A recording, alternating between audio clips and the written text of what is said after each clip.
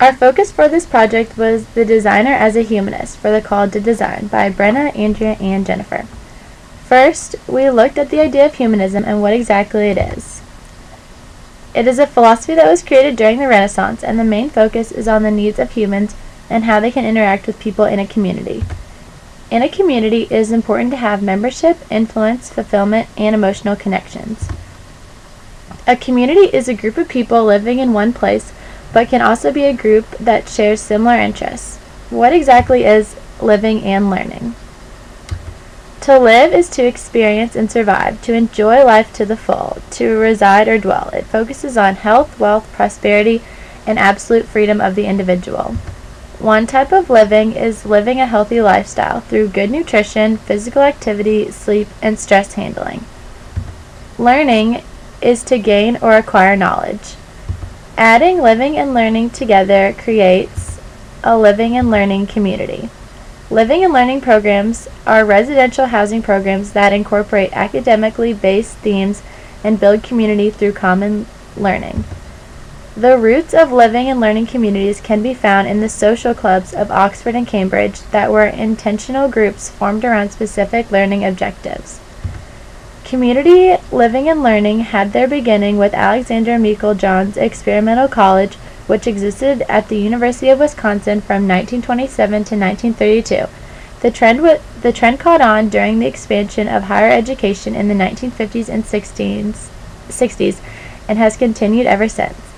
At the University of Kentucky, first-year students who lived in living and learning communities had overall higher GPAs, closer relationship with peers, and were successful in adjusting to the academic demands of college. UK is working on creating more living and learning environments for the colleges across campus. One of these is the College of Design. The School of Architecture was established in 1965 with Professor Graves as dean. That year, the program also received its first accreditation from the National Architectural Accrediting Board. The school became a college in 1967. In 2002, the College of Design was established, incorporating the School of Interior Design, the Historic Preservation Program, and the College of Architecture.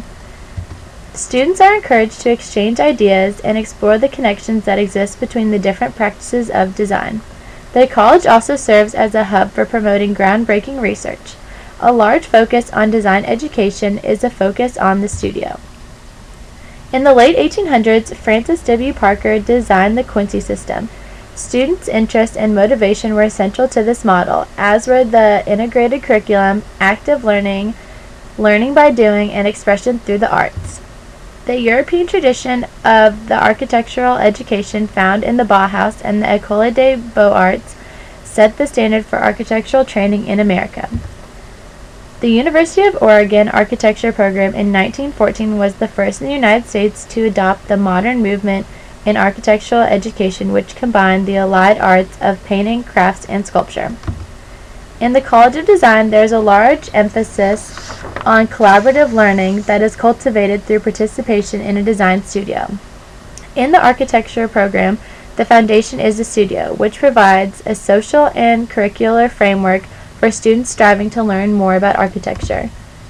Through the use of the studio, interior design students learn to solve complex real-world problems associated with work, place, experience, and performance. There are three different types of learning: visual, auditory, and kinesthetic and tactile. Visual learners they learn through seeing. These learners need to see the teacher's body language and facial expression to fully understand the content of a lesson. They tend to prefer sitting at the front of the classroom to avoid visual obstacles. They may think in pictures and learn best from visual displays, including diagrams, illustrated textbooks, overhead transparencies, videos, flip charts, and handouts. Auditory learners learn through listening.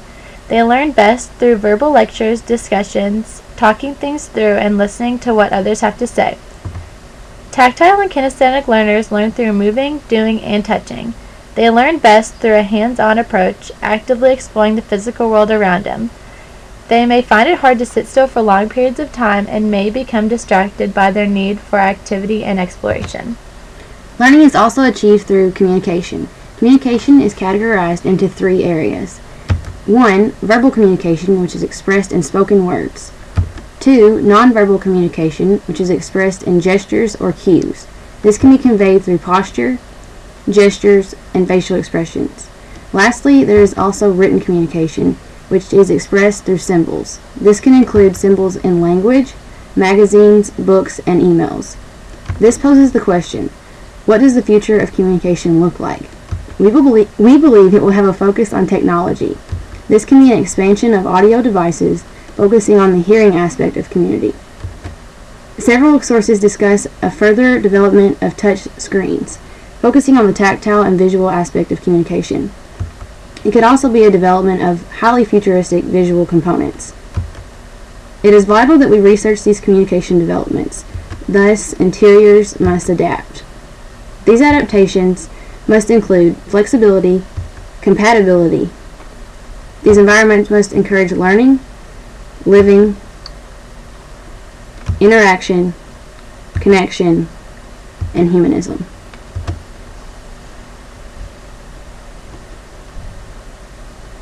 "97% of College of Design students we surveyed answered a questionnaire on learning styles, in total to be primarily visual or kinesthetic learners. Visual learners value handwriting notes and find writing to-do lists very beneficial. Kinesthetic learners, on the other hand, are very hands-on and learn from doing things. One might ask, what types of environments do these designers prefer? We concluded from the surveys that lighting was important, specifically natural lighting and task lighting. Technology, specifically through laptops, printers, laser cutters, and plotters.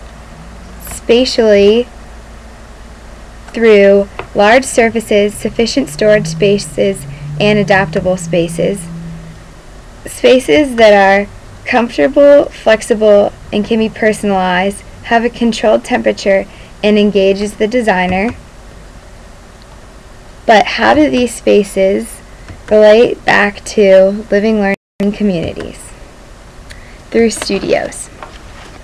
A studio is a small part of a community of students within the College of Design that interact through communication. For the College of Design students to perform at their best ability, interiors must adapt and encourage learning, living, interaction, and lastly, encourage humanism.